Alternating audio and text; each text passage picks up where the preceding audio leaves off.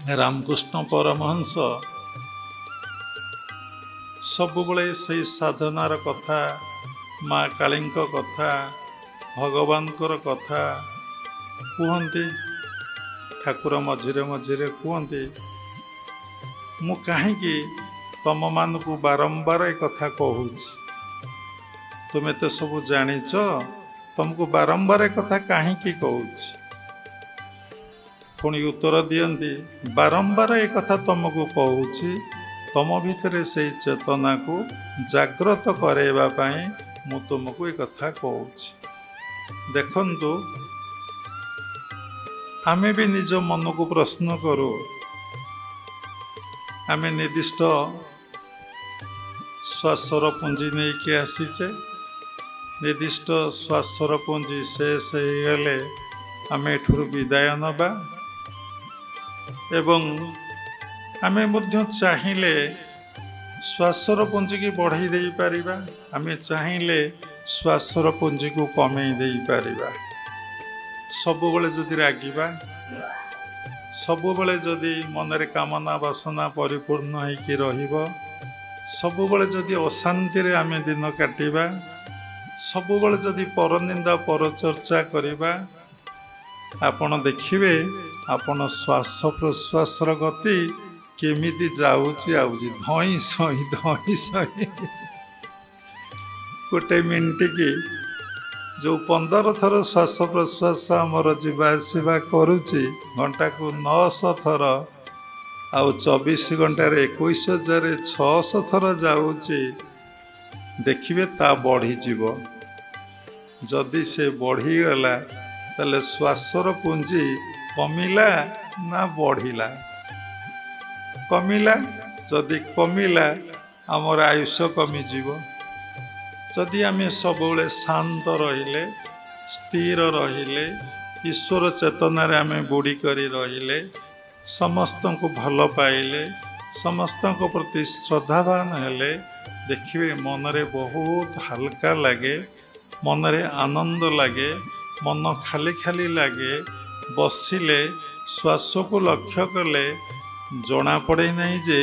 ये श्वास प्रश्वास जाऊँचे कि आसूची प्राणपान समकृत्वा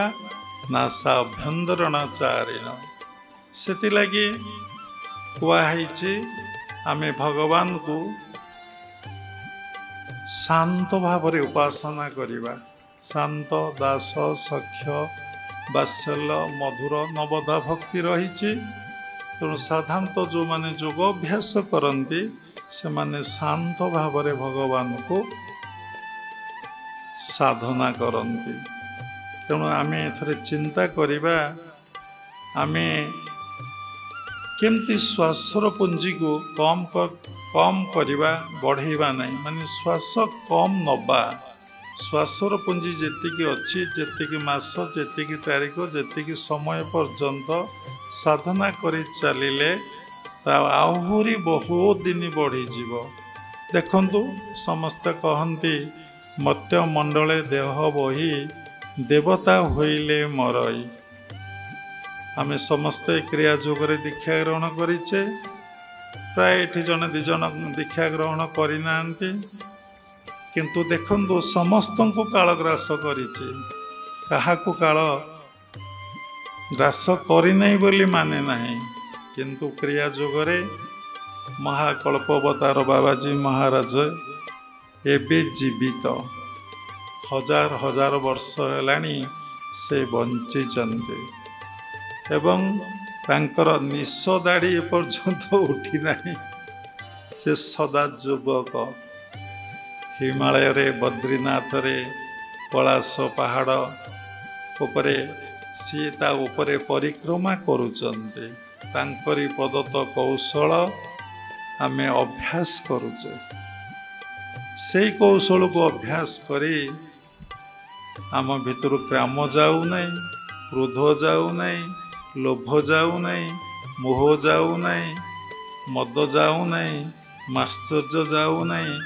पर निंदा पर चर्चा पर आलोचना घृणा ये सब कथा आम भितर जाऊ नहीं ताले बाबाजी महाराजंको प्रदत्त कौशल कौन भूल? जदि भूल ठीक अच्छी मनरे प्रश्न उठे